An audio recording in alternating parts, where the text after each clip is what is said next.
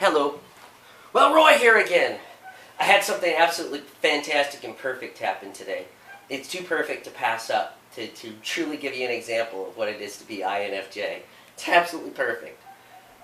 First of all, so that people will understand, when an INFJ looks at a subject, it's like, for those of you who are models and photographers, you'll be able to understand this analogy. It's like having someone who, like, if a model is the subject, you're talking about someone who has to know every single nook and cranny of your body. It'd be like a photographer that has to take a picture of every single part of your whole entire body and memorize everything about your body.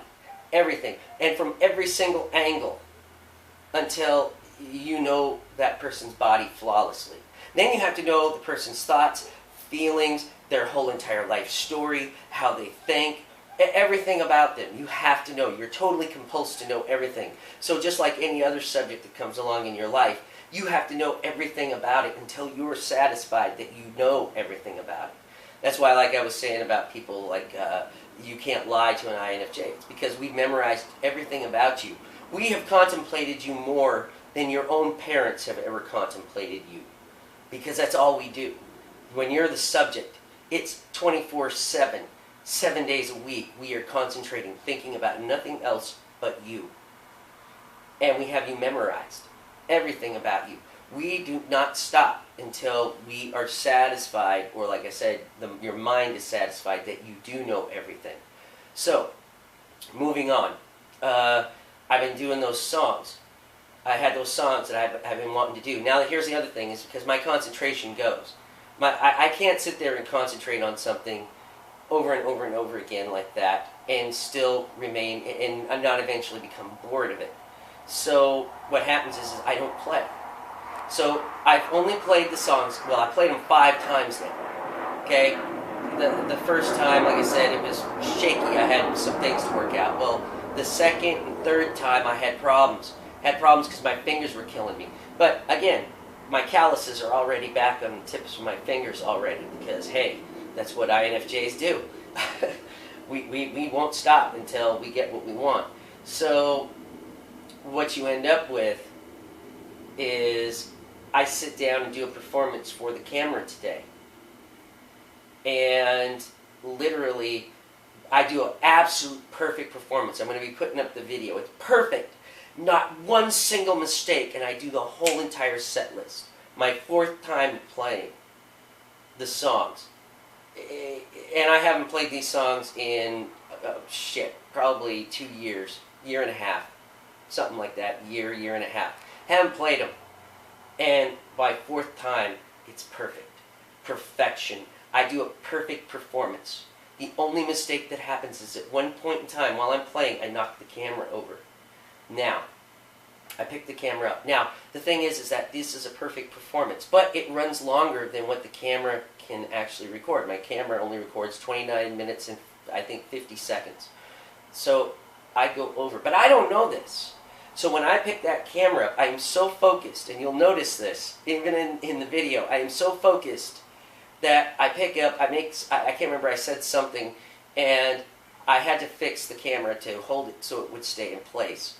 But I jump right back into the song, and I play the song perfectly.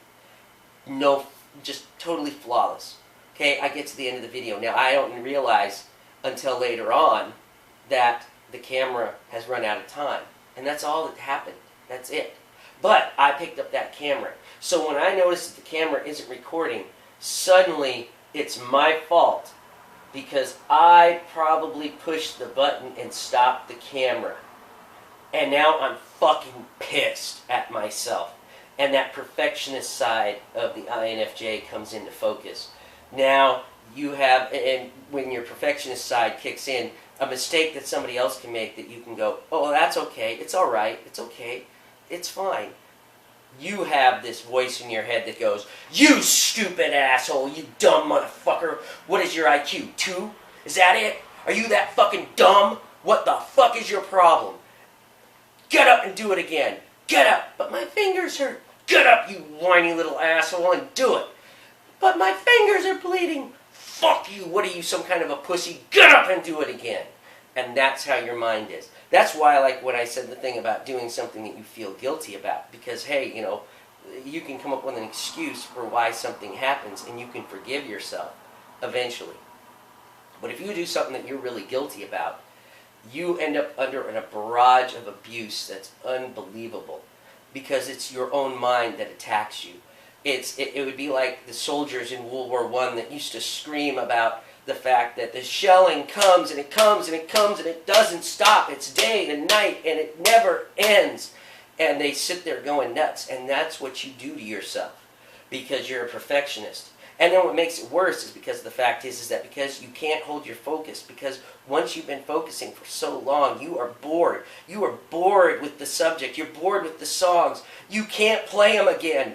It's too fucking boring, but you're fighting yourself. You're forcing yourself to do it again. So what happens is you go through and you go, oh my God, all right, I'm going to do it again. Okay, so you sit there and you do it, which is exactly what happens in the second video. But I am so full of anger in the second video, I don't even realize that it had nothing to do with anything that I did.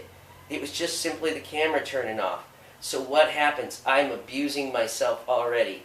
I'm already angry. And when you listen to my playing, all the songs fit because I play the songs faster and there's anger in my playing and I wind up making mistakes because I'm concentrating again on the same songs. And that just builds this whole thing of this pattern of abuse that's going to start. But it doesn't start this time because the only thing that saved my ass is because I looked at the camera things afterward and I realized, oh, that's what happened. So I played absolutely perfectly, and it goes all the way through to the last song, and almost to the end of the last song. And so that's what it's like to be INFJ. That's what happens. You can be exceptionally abusive of yourself. If you actually feel like, because you're a perfectionist, it's got to be perfect, it's got to know it, got to do it perfectly. And if you don't, if you fall short of the mark, oh my God. But like I said, also about the guilt thing.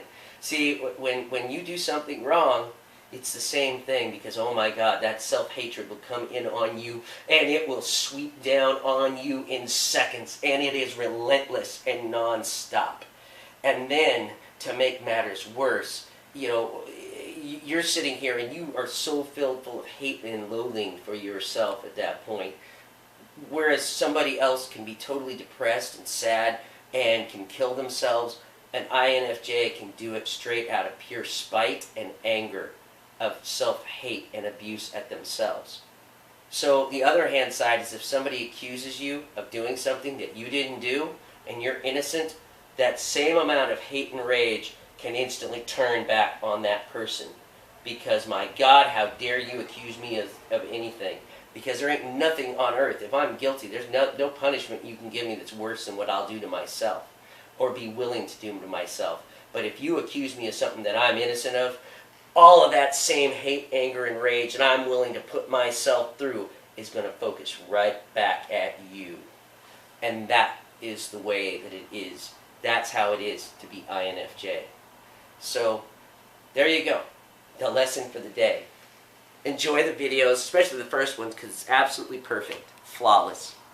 And that's how I hopefully will do it at the performance. Have a good night, everyone. Goodbye.